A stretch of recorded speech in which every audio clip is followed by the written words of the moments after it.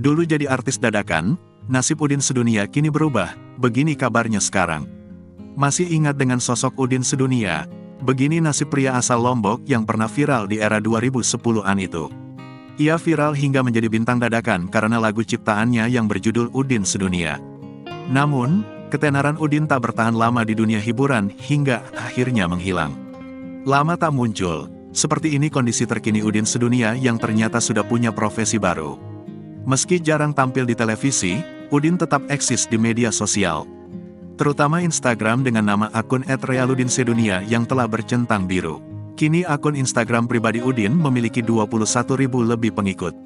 Pria kelahiran tanggal 31 Agustus tahun 1980 tersebut masih tinggal di Lombok. Statusnya masih lajang alias belum berkeluarga. Udin tetap menikmati kesendirian itu dengan lebih sering berteman dengan sahabat-sahabatnya. Melalui bio Instagramnya, Udin Sedunia menyebut kini ia punya beragam profesi. Selain jadi konten kreator, Udin juga merupakan seorang YouTuber, TikTokers, penyanyi, pembawa acara hingga pencipta lagu. Ribuan kontennya terpampang dalam feed Instagram. Penampilannya terlihat lebih modis dibanding awal kemunculannya ke publik. Kendati demikian, gayanya tetap kocak, sama seperti dulu. Sehari-harinya, Udin membuat konten lucu outfit nyeleneh. Ada saja ide baru yang tercetus di setiap konten buatannya.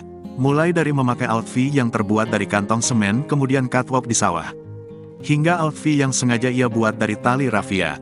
Belum lagi outfit dari plastik hingga karung beras. Terkini, Udin baru saja menjalankan ibadah umrah bersama kedua orang tuanya. Tampak, mereka bertolak ke Tanah Suci pada September tahun 2023. Kesuksesan Udin sebagai seorang konten kreator membuahkan hasil. Ia bisa mengajak orang perang terkasih beribadah umrah ke Tanah Suci Mekah. Pemilik nama lengkap Swaludin alias Udin Majnun ini viral karena lagu dengan lirik menggelitik yang berjudul Udin Sedunia. Lirik dari lagu tersebut terinspirasi dari namanya sendiri. Lagunya pun mendadak heboh dan mencuri perhatian.